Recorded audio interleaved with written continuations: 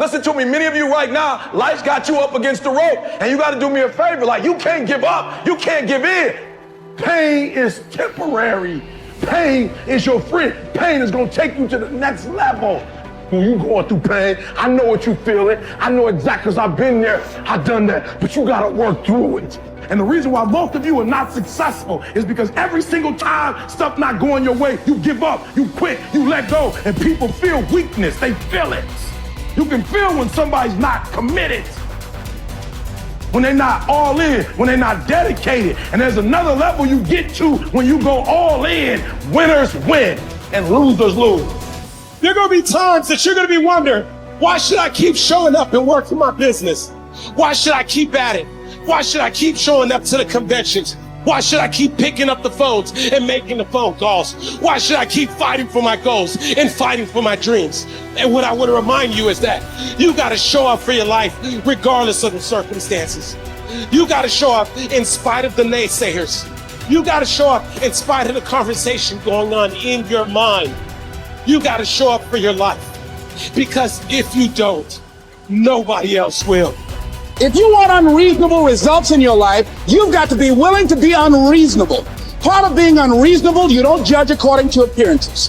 Part of being unreasonable, you can see it because you believe it. You must have the faith to call forth those things that be not as though they were. You've got to decide, I deserve this, and I'm going to have it. You've got to say yes to your life. You've got to say yes. Yes to my dreams.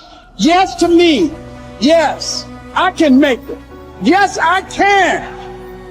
Doesn't matter how many failures I've made. Doesn't matter how many mistakes I've endured. Doesn't matter about my defeats. Doesn't matter about what I've done. Yes, yes. I don't care about the fact I'm in a hole now. Doesn't matter about where I am. The last chapter to my life has not been written yet. If you judge me now, you'll judge me prematurely. I'm still in the process of transforming my life. I'm still in the process of becoming. Yes. The brilliance of Thomas Edison was not in his mind. It was something much more ordinary and often much less respected. I've got no imagination, he once said. I never dream. I've created nothing. If you're someone who doesn't like Edison, you might think that this is Edison admitting to stealing his inventions from other, more brilliant inventors, like Nikola Tesla. Not quite, but he did readily concede that most of the credit belonged to something other than his brain. The genius hangs around his laboratory day and night, Edison said. If anything happens, he's there to catch it. If he wasn't, it might happen just the same. Only it would never be his. What he's talking about is showing up. The incredible, underrated power of clocking in every day, putting your ass in the seat, and the luck this seems to inevitably produce. Edison lived in his laboratory and never missed a day. Like 𝐥𝐤𝐤𝐞, even when he was sick, when he was tired, or when visited by tragedy or disaster. The modern conveniences we can trace to his lab den owe far more to his body than his brain, to the compounding power of consistency rather than sheer brilliance. It wasn't about inspiration. It was about getting to work, show up and try. Get on the treadmill, pick up the violin, script out some sequence, reach out to some clients, read some reports, lift a couple weights, jog 1 mile, cross one thing off the to-do list, chase down a lead. It doesn't matter what it is.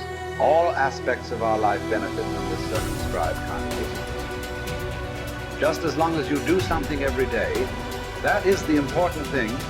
Show up.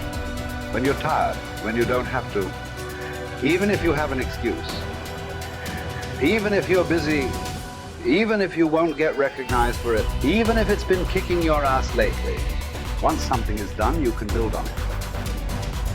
Once you get started, momentum can grow.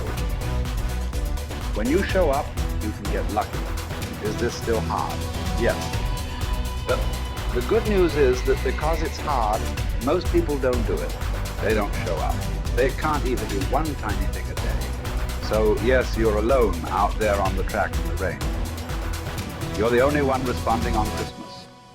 but having the lead is, by definition, a little lonely. This is also why it's quiet in the morning. You have the opportunities all to yourself. Don't worry about setting any records.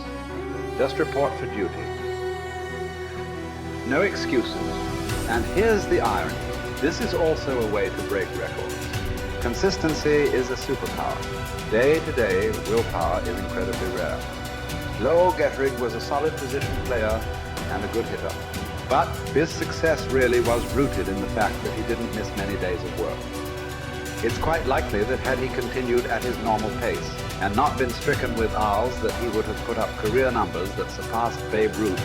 𝐥𝐢𝐤𝐞 wasn't just able to show up despite injuries and fatigue. He also had to push through ennui, doubt, and just plain not feeling it.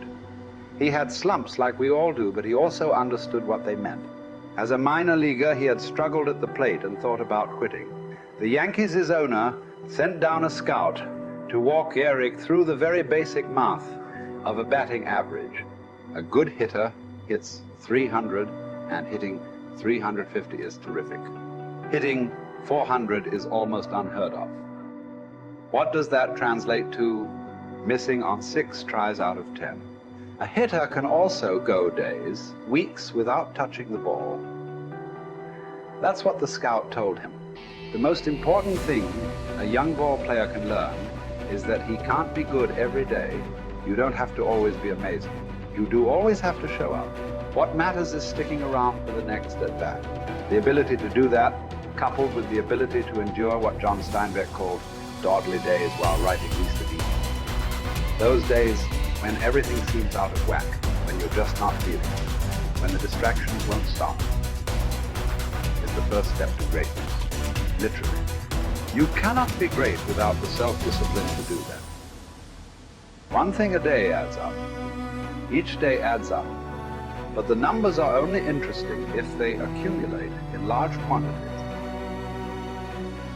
You guys that are just getting started, you're not going to start right here. You're going to start down there, probably in another city, another town. I grew up in Lake Charles, Louisiana, no money, raised by a single mother. I was in debt at 25 years old. First thing that I had to do in my life was not learn a new skill. First thing I had to do to get my life moving in the right direction was self-development. It is vital. It was vital for me that I improved myself and I could start depending upon me. I had to show up every day with some rituals, some disciplines, and start getting myself to trust me, not trust others, but trust myself to do the right thing every day. One of the things that I started doing was beating the sun up every morning. I'm going to beat that sun up every morning so that I have the discipline and the control over my life. So I knew, hey, before that thing pops, I'm going to pop. I'm going to get out of bed, depend on myself, get up at the same time every day. And for me, that time, regardless of where I was beat that sun up. No matter where I am, I'm going to beat that thing up. So it gives me a sense of control over my own life. Second thing,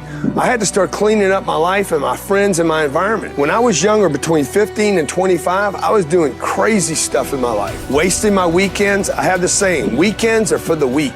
I was drinking, fooling around with a bunch of bad things, bad people. At 25 years old, I cleaned it all up. Quit going to those places. Quit hanging out with people that did not have ethics and discipline in their life. I wanted to build something in my life. I wanted to become someone. And to do that, to become someone in the eyes of the world, just beating that sun up every morning gives me the sense of accomplishment. That I did what I said I was going to do. That I woke up when I said I would wake up. And I start building respect for myself, start believing in myself so that I can go out into the world. And maybe today when I go into this meeting that I'm dressed for, they'll believe in me as much as I believe in me, and that'll show up in a contract, a deal, maybe even some money.